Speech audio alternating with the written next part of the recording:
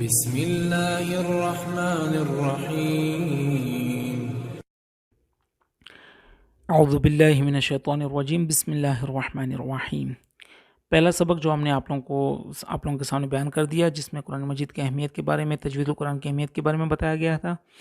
اب آج جو ہم پڑھیں گے وہ ہے سبق نمبر 2 مخارج کے حوالے سے۔ سب سے پہلے یہ آپ لوگوں نے سمجھنا ہے کہ مخارج کا مطلب کیا ہے۔ مخارج ہے جمع مخرج کی۔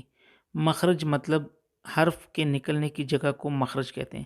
کوئی بھی حرف ہو، الف با تا سا جیم یا جو بھی ہو، یا تک حروف، وہ جہاں سے بھی ادا ہوتے ہوں اس کے ادا ہونے کی جگہ کو مخرج کہتے ہیں۔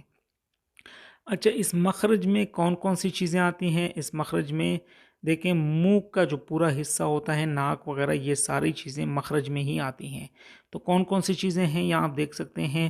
حلق یہ مخرج میں آتا ہے، زبان یہ بھی مخرج میں آتا ہے، منہ کا خلا یہ بھی مخرج میں آتا ہے، ہونٹ یہ بھی مخرج میں آتا ہے، اور خیشوم ناک کا بانسا، ناک کی جو یہ اوپر ابری ہوئی جگہ ہے اسے ناک کا بانسا کہتے ہیں، یہ بھی جو ہے مخرج کا حصہ ہے۔